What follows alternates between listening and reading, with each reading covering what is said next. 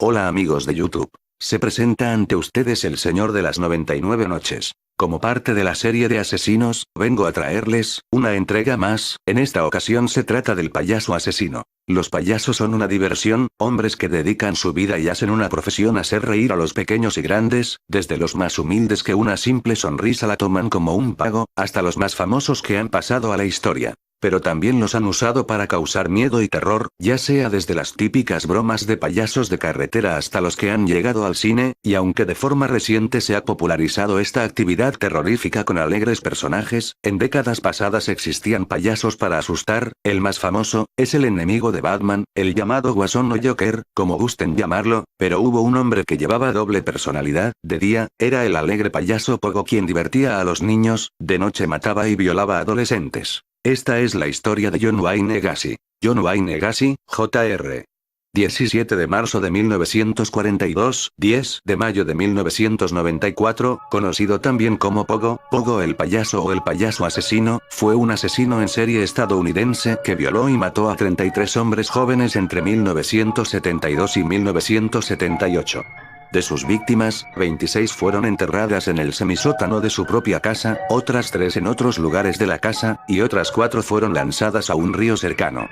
Se le llamó el payaso asesino porque hacía servicios sociales en desfiles y fiestas de niños vestido de payaso. Se hacía llamar Pogo el payaso, personaje que creó él mismo. John Wayne Gacy nació en Chicago, Illinois, fue el único varón y el segundo de 3 hijos nacidos de John Stanley Gacy, un maquinista, y de Marion Elaine. Gacy era de ascendencia polaca y danesa. Cuando era niño era obeso, estaba muy unido a sus 2 hermanas y a su madre, quien afectivamente le llamaba Honey, pero era castigado frecuentemente por su padre, un alcohólico que abusaba físicamente de la familia, y siempre pegaba a su hijo con un cinturón de cuero. A lo largo de su infancia y adolescencia, se esforzaba por hacer sentir orgulloso a su madre, pero rara vez su padre le aceptaba. El viejo Gacy le hacía el vacío, a menudo le llamaba marica, estúpido y niño de mamá. A los 9 años de edad, un amigo de la familia abusó sexualmente de él. Posteriormente se supo que vivía a 4 casas de la suya y que habría abusado de él con el consentimiento del propio Gacy. Cuando tenía 11 años se golpeó en la frente con un columpio, y como consecuencia se le formó un coágulo de sangre en el cerebro que pasó desapercibido hasta la edad de 16 años, cuando comenzó a sufrir desmayos. Su padre sospechó que esos episodios eran un esfuerzo para dar lástima y le acusó de estar fingiendo. A Gacy se le recetó medicamentos para disolver el coágulo. Gacy asistió a 4 colegios diferentes, pero acabó abandonando cada uno de ellos, y nunca se graduó. A la edad de 20 años, siguiendo el consejo de su padre, Gacy dejó su casa y se mudó a Las Vegas, Nevada, donde trabajó en una funeraria durante 3 meses antes de volver a Chicago. Sin volver al colegio, Gacy se inscribió y se graduó en la Northwestern Business College. Obtuvo un puesto directivo en prácticas en la compañía de zapatos Nunn-Bush poco después de su graduación. En 1964, Gacy se mudó a Springfield, Illinois, para trabajar como vendedor. Allí conoció a su compañera Marlene Mears, y se casaron en septiembre de 1964. Después de terminar su periodo de aprendiz, Gacy ascendió a encargado del departamento. Fue muy activo en organizaciones de Springfield, se unió a High Seas y ascendió a vicepresidente en 1965. Infancia y juventud. Según un estudio del profesor de sociología de la Universidad de Alabama, Dennis L. Pett, John Wayne contrajo nupcias en 1964, y debido a sus problemas sexuales, muy rara vez conseguía una erección, y en una ocasión que la consiguió, engendró a su hija. Aquel año también tuvo su primera experiencia homosexual. Se mudó a Waterloo, Iowa, donde fue gerente de un restaurante de la cadena Kentucky Fried Chicken, perteneciente a la familia de su esposa. El primer matrimonio de Gacy terminó después de ser declarado culpable por abuso sexual a menores en 1968. Fue sentenciado a 10 años de prisión por este crimen, pero después de 16 meses recluido en la penitenciaria estatal de Anamosa, salió en libertad condicional el 18 de junio de 1970, debido a su buen comportamiento. Después de abandonar la cárcel, se mudó nuevamente a Illinois, donde ocultó su registro criminal con éxito, hasta que la policía comenzó a investigarlo por los asesinatos posteriores. En 1971, compró una casa en un sector anónimo de Norwood Park Township. Allí estableció su propio negocio dedicado a la construcción, PDM Contracting. La casa en la que residía fue demolida el 3 de mayo de 1979 y en 1982 se construyó otra en su lugar. Gacy se casó por segunda vez con una mujer que conoció en la secundaria y ella, junto a sus 2 hijos, se mudó con él. Se convirtió en un importante y respetado miembro de la comunidad. Además de su show como payaso, se hizo partícipe activo del Partido Demócrata, como voluntario para limpiar las oficinas del partido. Finalmente se convirtió en vocal de mesa. En este puesto fue capaz de conocer, e incluso ser fotografiado con la entonces futura primera dama, Rosalind Carter. De hecho, Carter autografió la fotografía. Para John Gacy. Los mejores deseos. Durante la búsqueda en la casa de Gacy, después de ser arrestado, esta foto causó una vergüenza mayor al Servicio Secreto de los Estados Unidos, ya que en ella aparecía John con una chapa en su solapa que mostraba una letra S, lo que significa que el Servicio Secreto le había otorgado la autorización para acceder a información clasificada. Los asesinatos. El segundo matrimonio de Gacy terminó y su esposa se divorció de él a mediados del año 1976. En 1977, David Daniel, que por aquel entonces tenía 28 años, declaró que John le ofreció llevarlo a la estación de buses, pero Daniel rehusó. También dijo que Gacy era muy insistente, llegándole a pedir 7 veces e incluso ofreciéndole marihuana.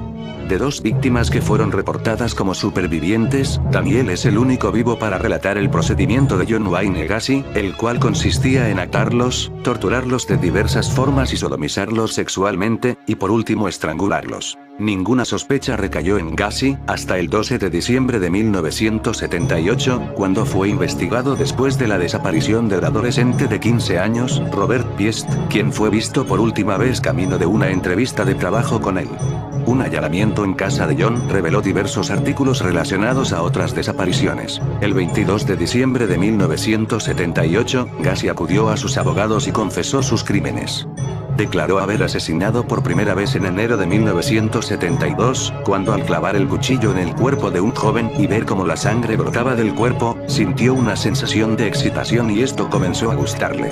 También confesó haber matado a 33 individuos, e indicó la ubicación de 28 de los cuerpos a la policía. Estaban enterrados en su propiedad.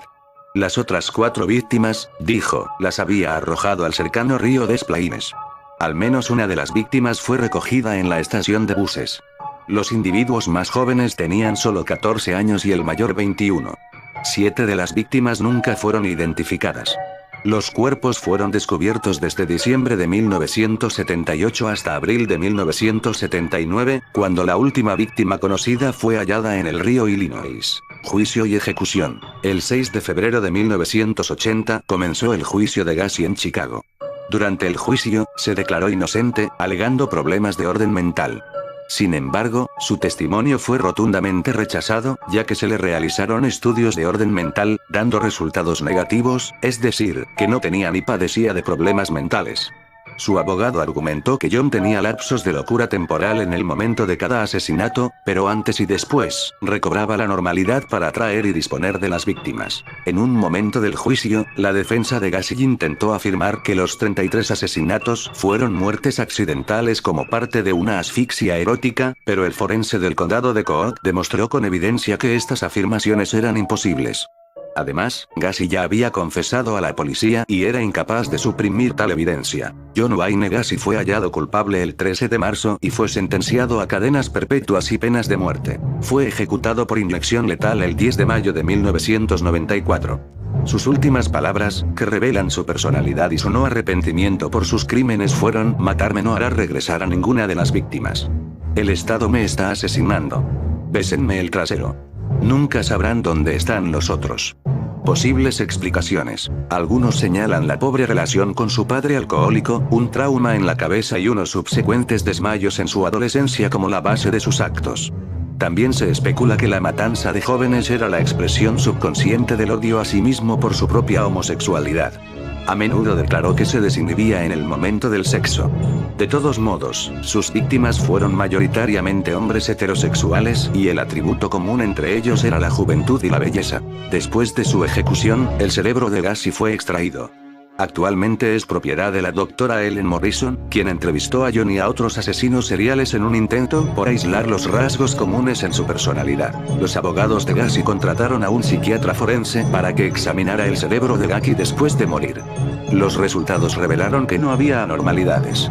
El especialista afirmó que John no encajaba en ningún perfil psicológico propio de los asesinos en serie y que probablemente la razón de su actuación no se sabrá jamás.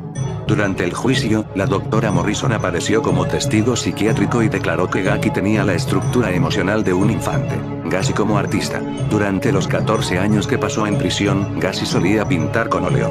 Su tema favorito eran los payasos. Dijo que usaba su personaje de payaso como alter ego. Sus pinturas incluyen imágenes de Blancanieves y del asesino en serie Jeffrey Dahmer. Muchas de las pinturas de Gacy fueron vendidas en una subasta después de su muerte. Una de sus obras más famosas es la que aparece el cantante punk G.G. Allin, quien solía visitar a Gacy en prisión y con quien mantenía correspondencia hasta que falleció el 28 de junio de 1993. La pintura ahora es del bajista y hermano de Allin, Merle Allin. Una reproducción de la imagen en blanco y negro puede ser vista en la portada de la banda sonora del documental de G.G. Allin, A Ted. G.G. Allin and the Murder Junkies. Sus pinturas también han sido usadas como adorno del álbum de Acid Bat, When the Kid String Pops.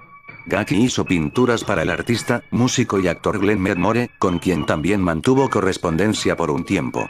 Un retrato de Medmore, pintado por Gacy, aparece en la portada de su disco Hot, or Me and Born Again. Otra pintura de John Gacy pertenece a Danny Field, de la banda metal Cradle of Filth. El cineasta John Waters también posee un cuadro de Gacy que, según él, está colgado en la habitación de huéspedes de su casa, para que las visitas no se queden demasiado tiempo. En 1998, mientras se realizaban reparaciones en el estacionamiento trasero de la casa de la madre de Gacy, las autoridades encontraron restos de al menos 4 personas más. En 2003 se realizó una película llamada Gacy, el payaso asesino. Una historia biográfica drama, directo a vídeo de 2003 dirigida por Clive Saunders y escrita por Saunders y David Birke, estelarizada por Mark Colton como John Wayne Gacy, Jr. Gracias por ver el video, sin más por el momento, se despide de ustedes el señor de las 99 noches, en la siguiente entrega, las Spooky and Cheese.